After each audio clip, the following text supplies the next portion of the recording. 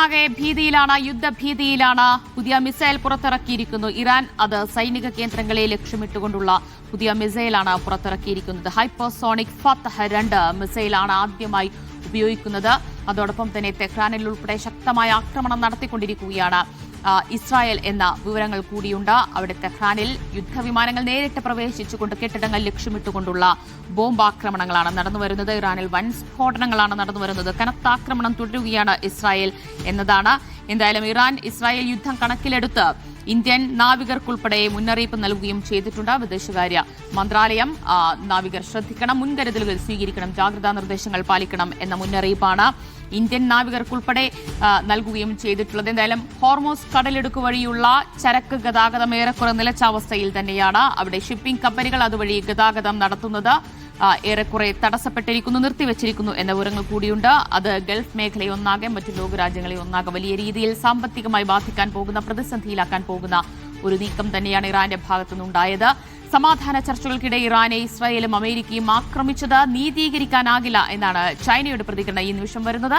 സൈനിക നടപടികൾ എല്ലാവരും ഉടൻ അവസാനിപ്പിക്കണമെന്നും ചൈന ആവശ്യപ്പെട്ടു. ഖാംനയുടെ മരണത്തിൽ റഷ്യൻ പ്രസിഡന്റ് വ്ളാഡിമിർ പുടിൻ അനുശോചനം രേഖപ്പെടുത്തിയിട്ടുണ്ട്.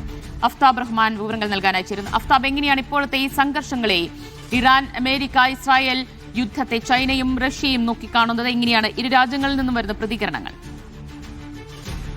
ദിവ്യ, സാധാരണ ഇറാനുമായി മികച്ച ബന്ധത്തിലുള്ള രാജ്യമാണ് റഷ്യയും ചൈനയും.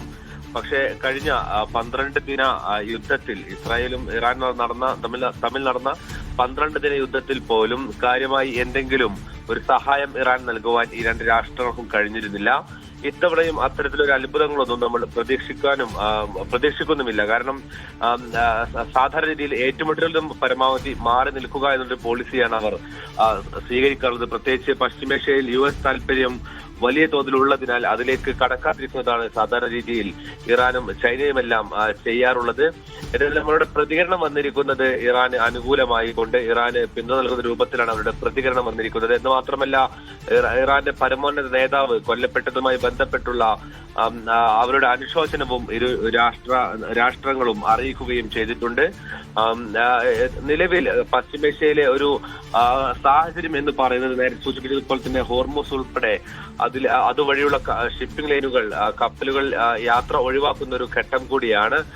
ഇന്നിപ്പോൾ ഹെപ്പഗ്ലോയിഡ് പോലുള്ള പ്രധാനപ്പെട്ട കമ്പനി അതുവഴിയുള്ള യാത്ര താൽക്കാലികമായി റദ്ദാക്കിയതായി അറിയിച്ചിട്ടുണ്ട്. കഴിഞ്ഞ ദിവസവും ഇത്ര വലുതല്ലെങ്കിലും ചെറുകിട ഷിപ്പിംഗ് ലൈനുകൾ സമാനമായ രീതിയിൽ തന്നെ അതുവഴിയുള്ള യാത്ര ഒഴിവാക്കിയിട്ടുണ്ട്. ഏതായാലും ഇത് ഉണ്ടാക്കുന്ന പ്രത്യാഘാതമായിരിക്കും ഇനിയൊരു പക്ഷേ ഗൾഫിനെ ഈ ആക്രമണം പോലെ നേരിട്ട് ബാധിക്കാൻ ഇടയുള്ള.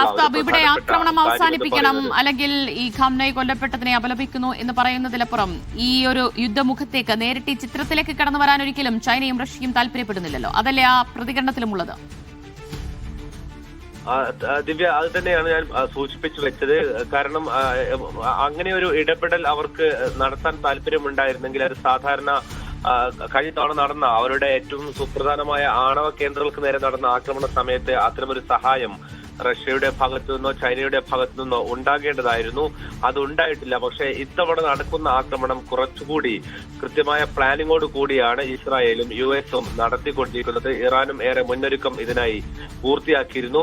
പക്ഷെ നമ്മൾ ഇപ്പോൾ കാണുന്ന ചിത്രം എന്ന് പറയുന്നത് വലിയ തോതിലുള്ള ആക്രമണം ഇരു കൂട്ടരും നടത്തുന്നുണ്ട്. അതിൽ തന്നെ ഇസ്രായേലിന്റെയും US-ന്റെയും നേരിട്ടുള്ള വിമാനങ്ങൾ ഇറാനകത്ത് പ്രവേശിച്ചുകൊണ്ടുള്ള വ്യോമാക്രമണം നടത്തിക്കൊണ്ടിരിക്കുന്നു. ഈ രണ്ട് രാജ്യങ്ങളുടെയും ഏറ്റവും പ്രധാനപ്പെട്ട ഒരു എഡ്ജ് എന്ന് പറയുന്നതും അവരുടെ വ്യോമാക്രമണ ശൈലി തന്നെയാണ്.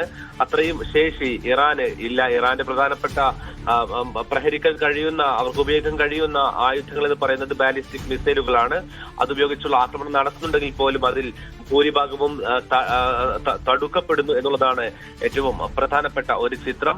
അതുകൊണ്ട് തന്നെ ഈ ഒരു പശ്ചാത്തലത്തിൽ ഒരുപക്ഷെ ഇറാന് സഹായിക്കാൻ താല്പര്യമുണ്ടെങ്കിൽ അവരുടെ പ്രധാനപ്പെട്ട കക്ഷികൾ എന്ന നിലയ്ക്ക് ചൈനയും റഷ്യയും ഇടപെടേണ്ട സമയം, രണ്ടാമത്തെ സമയമാണിത്. പക്ഷെ അത്തരമൊരു ഇടപെടൽ നമുക്ക് എന്തായിരുന്നാലും പ്രതീക്ഷിക്കാൻ കഴിയില്ല. കാരണം അത്തരമൊരു നീക്കത്തിലേക്ക് പോയി കഴിഞ്ഞാൽ ആ യുദ്ധം അത് ഇവിടെ നിൽക്കുന്ന ഒരു സ്ഥിതിവിശേഷത്തിലുമായിരിക്കില്ല ഉണ്ടാവുക എന്നുള്ളതാണ് അതിലുള്ള പ്രധാനപ്പെട്ട കാര്യം.